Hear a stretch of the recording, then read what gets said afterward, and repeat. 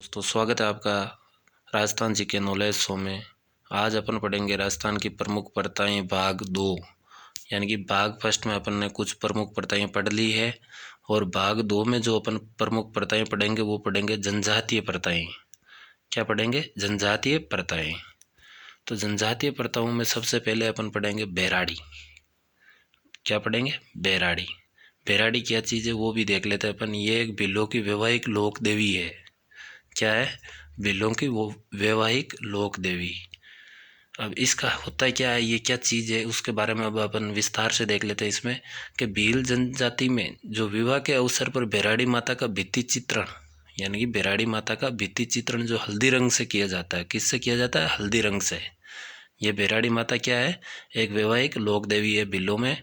उनमें यानी कि जो बैराड़ी माता जब भील परिवार में जब विवाह का आयोजन होता है तो उसमें पहले एक घर के अंदर भित्ति चित्रण बनाया जाता है। जो किसका बनाया जाता है? बैराड़ी माता का है। वो भी किस कलर से या किस रंग से? तो हल्दी रंग से, है ना। उसका अगला पॉइंट है अपने के बैराड़ी माता भित्ति चित्र। बैराड़ी माता का भित्ति चित्र जो है वो घर में चीतराम जवाई यानी कि सबसे बड़े जवाई के द्वारा, चीतराम का मतलब सबसे बड़े जवाई के द्वारा बनाया जाता है। और शगुन की दृष्टि से पूर्व दिशा में बैराड़ी का मुंह रखा जाता है। यानी कि बैराड़ी माता का मुंह किस दिशा में रखा जाता है? पूर्व दिशा में। किसकी दृष्टि से? शगुन की दृष्टि से। और इसको बनाता कौन है? तो चीतराम जवाई। यानी कि चीतराम का मतलब सबसे बड़ा जवाई। कौन सा? सबसे बड़ा जवाई। नेक्स्ट पॉइंट है कि छड़ा फाड़ना। ये भी एक बहुत खतरनाक प्रथा है भाई, छड़ा फाड़ना। इसमें क्या होता है वो भी देख लेते हैं। ये प्रथा मुख्य रूप से भील जनजाति में प्रचलित है। किस में प्रचलित है? भील जनजाति में। जो एक तलाक की प्रथा है। किसकी प्रथा है? तलाक की। छड़ा फाड़ना क्या है? एक टाइप से तलाक की प्रथा है। भील पुरुष अपनी पत्नी को एक चुनरी ओढ़ाकर, जब यानी कि ये तलाक दिया जाता है उसकी यानी कि जो रस्म निभाई जाती है वो है, यानी कि भील पुरुष अपनी पत्नी को एक चुनरी ओढ़ाकर उसके एक पल्लू में, यानी कि एक पल्लू में तो कुछ पैसे बांधता है जो भील समाज के पंचों के द्वारा निर्धारित किए जाते कि कितने पैसे इस महिला को देने हैं। वो पैसे उसके एक तो पल्लू में बांध देता है और एक पल्लू जो होता है उसको वो फाड़ देता है। क्या करता है? फाड़ देता है। यानी कि एक पल्लू के तो वो फाड़ देता है और एक पल्लू में उसको जो पंचों द्वारा निर्धारित किए गए पैसे होते हैं वो उसके पल्लू पे बांधे जाते हैं, जिसे छड़ा फाड़ना कहा जाता है। क्या कहा जाता है? छड़ा फाड़ना। एक है अट्टा सट्टा या आटा साटा। क्या है? अट्टा सट्टा या आटा साटा। यह प्रथा जनजातियों में प्रचलित है। सर्वाधिक किसमें प्रचलित है? जनजातियों में। लेकिन जनजातियों की बात क्या, आज के युग में तो सभी जातियों में ही हो गया है ये तो। इस प्रथा में जिस घर में अपनी पुत्री का विवाह किया जाता है, इस प्रथा में क्या होता है कि जिस घर में अपनी पुत्री का विवाह किया जाता है उसी घर से बहू भी लाई जाती है। यानी कि उसी घर से बहू लाई जाती है जिस घर में अपनी पुत्री का विवाह किया जाता है, जिसे क्या कहते हैं? आटा साटा। अगली एक और रस्म है, यानी कि एक और प्रथा है, वो है कुकड़ी की रस्म। क्या है? कुकड़ी की रस्म। ये प्रथा सेरिया जनजाति में प्रचलित है। किसमें? सेरिया जनजाति में। इन प्रथाओं का ध्यान रखना, कौन सी जनजाति में कौन सी चीज़ प्रचलित है, इनसे क्वेश्चन बहुत ज़्यादा बनते हैं। तो ये कुकड़ी की रस्म है जो सेरिया जनजाति में प्रचलित है, जिसमें विवाह के बाद लड़की के चरित्र की परीक्षा ली जाती है।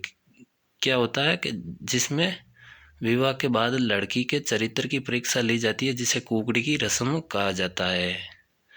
एक है दारी संस्कार। क्या है? दारी संस्कार। ये भी बहुत अच्छी चीज़ है। देखो एक बार इसको भी कि ये भी किस में प्रचलित है? सेरिया जनजाति में। दारी संस्कार किसका है? सेरिया जनजाति का ही जी है। तो सेरिया जनजाति में मृतक के फूल तीसरे दिन घर लेकर आते हैं। यानी कि यदि कोई सेरिया जनजाति में किसी की मृत्यु हो जाती है तो उसके मृतक के फूल तीसरे दिन अपने घर लेकर आते हैं और घर के प्रांगण में लाकर किसी बर्तन से ढक देते हैं। क्या करते हैं? किसी बर्तन से ढक देते हैं और उसे अगले दिन यानी कि दूसरे दिन उन फूलों से जो आकृति बनती है, जब बर्तन हटाया जाता है और उन फूलों से जो आकृति बनती है उसे देखकर पता लगाया जाता है कि ये जो मृतक था वो किस योनि में जाएगा, अगले जन्म में किस योनि में जाएगा। और वो फूलों का जो फूल होते हैं उनको विसर्जन कर देते हैं।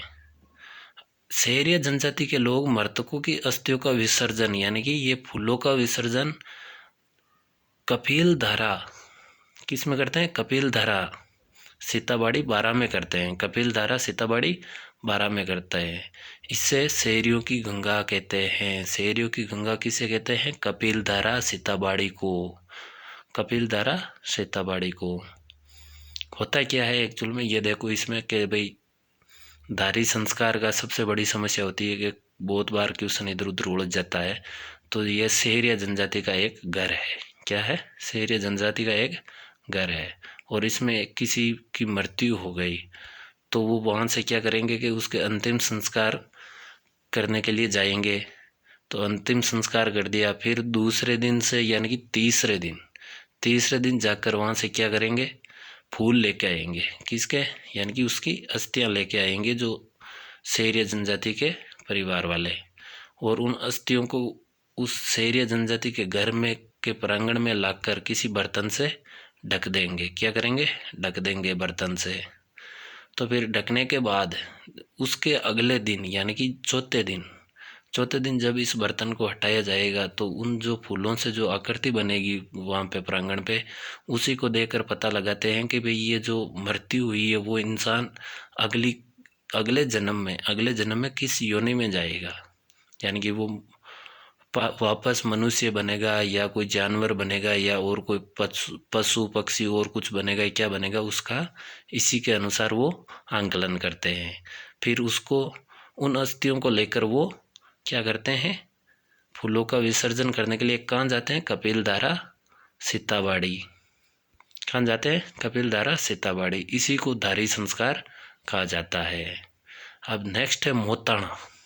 ये प्रथा भाई जो साधन चलाते हैं उनके लिए विशेष तौर से ध्यान रखना कि मोताणा प्रथा बहुत महंगी पड़ जाती है कई बार। ये प्रथा जनजातियों में प्रचलित है। किसमें? जनजातियों में। इसमें किसी आदिवासी व्यक्ति की किसी दुर्घटना में मृत्यु होने पर यानी कि किसी आदिवासी व्यक्ति की किसी दुर्घटना में मृत्यु होने पर आदिवासी पंचों द्वारा जो राशि वसूलते हैं, यानी कि जो आदिवासी पंच होते हैं उनके द्वारा निर्धारित की गई राशि जो वसूलते हैं उसे मोताणा राशि कहते हैं। क्या कहते हैं? मोताणा राशि। यानी कि समझ लो जैसे कि आप किसी साधन से यानी कि जैसे कि कार से आप जा रहे हो और किसी आदिवासी व्यक्ति की उस कार से दुर्घटना में मृत्यु हो गई, तो वो आदिवासी लोग आपसे जो राशि वसूलेंगे उसे मोताणा राशि कहते हैं। जब तक आप मोताणा राशि नहीं दोगे तब तक वो घटना स्थल से शव नहीं उठाएंगे। यानी कि क्या नहीं करेंगे? शव को ही नहीं उठाएंगे। बोलेंगे पहले हमें मोताणा राशि दो, उसके बाद हम इस शव को हटाएंगे और आपको भी नहीं जाने देंगे आगे। इसीलिए इसे मोताणा प्रथा कहते हैं। अगली है अपने झगड़ा राशि या दावा राशि। झगड़ा राशि या दावा राशि ये जो है वो सब सर्वाधिक प्रचलित है, वो है भील जनजाति में। किसमें? ये प्रथा किसमें प्रचलित है? भील जनजाति में। इस प्रथा के अंतर्गत यदि भील स्त्री अपने पति को छोड़कर, पिछली बार तो अपने देखा था छड़ा फाड़ना, तो अब यहाँ पे क्या हो रहा है? झगड़ा राशि। यानी कि इस प्रथा के अंतर्गत ये होता है कि यदि भील स्त्री अपने पति को छोड़कर किसी अन्य पुरुष के साथ रहने लग जाती है, यानी कि भील स्त्री अपनी पति को साथ न रहकर किसी तीसरे पक्ष यानी कि तीसरे पुरुष के साथ रहने लग जाती है, तो वह अन्य पुरुष जो भी जिसके साथ वो अभी रह रही है वो पुरुष उस पुराने वाले यानी कि उसके पति को जो राशि देता है उसे झगड़ा राशि कहा जाता है। क्या कहा जाता है? झगड़ा राशि। एक है नोत्रा प्रथा। यह वागड़ क्षेत्र डूंगरपुर और बांसवाड़ा में जनजातियों में प्रचलित है। कहाँ पे? वागड़ क्षेत्र यानी कि डूंगरपुर और बांसवाड़ा की जनजातियों में प्रचलित है। क्या? नोत्रा प्रथा। किसी व्यक्ति की आर्थिक सहायता, सबसे अच्छी चीज़ है ये, किसी व्यक्ति की आर्थिक सहायता समाज के सभी लोग मिलकर सहायता करते हैं। यदि कोई व्यक्ति किसी कारण से यदि पारिवारिक स्थिति आर्थिक स्थिति कमज़ोर हो जाती है तो समाज के सभी लोग मिलकर उसकी वापस आर्थिक सहयोग करते हैं, जिसे नोत्रा प्रथा कहा जाता है। ये एक टाइप का सामाजिक बीमा है। क्या है? एक टाइप का व्यक्ति का समाज द्वारा बीमा है। क्या है? समाज द्वारा बीमा है। अगली है नात्रा प्रथा। नोत्रा प्रथा और नात्रा प्रथा में अंतर है, या आना प्रथा भी कहते हैं। नात्रा प्रथा को क्या कहते हैं? आना प्रथा। आदिवासी विधवा स्त्री का पुनर्विवाह करना आना या नात्रा करना कहा जाता है। क्या कहा जाता है? आदिवासी जो विधवा स्त्री होती है उसका पुनर्विवाह किया जाता है तो उसे आना या नात्रा करना कहा जाता है। जवेरा का क्या है? आदिवासी लोगों के द्वारा नवरात्रा अनुष्ठान की समाप्ति पर जो जुलूस निकाला जाता है उसे क्या कहते हैं? जवेरा कहते हैं। आदिवासी लोगों के द्वारा नवरात्रा के अनुष्ठान की समाप्ति पर जो जुलूस निकाला जाता है उसे जवेरा कहा जाता है।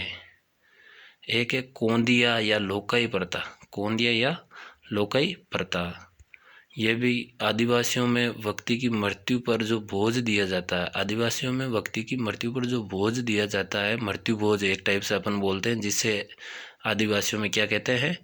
कोंदई या लोकाई। क्या कहते हैं? कोंदिया या लोकाई मृत्यु भोज को कहते हैं आदिवासी समाज के अंदर। और दापा प्रथा या वधु मूल्य। दापा प्रथा या वधु मूल्य, आदिवासी समाज में वर के पिता के द्वारा, यानी कि आदिवासी समाज में वर के पिता के द्वारा वधु के पिता को जो राशि दी जाती है, वर के पिता के द्वारा, ध्यान रखना, वर के पिता के द्वारा वधु के पिता को जो राशि दी जाती है उसे क्या कहते हैं? दापा। दापा कहा जाता है। यही प्रथा है जो दापा प्रथा या वधु मूल्य कहलाती है। एक है मोसर जो मृत व्यक्ति के मृत्यु बोझ को कहते हैं, यानी कि जो जिस व्यक्ति की मृत्यु हो गई उसकी मृत्यु पर जो बोझ दिया जाता है उसे मोसर कहते हैं। और जिस व्यक्ति की, यानी कि जिस व्यक्ति का जीवित मृत्यु बोझ दिया जाता है, यानी कि जो व्यक्ति अभी जीवित है और उसका मृत्यु बोझ कराया जा रहा है, तो उसे क्या कहते हैं? जोसर। क्या कहते हैं? जोसर।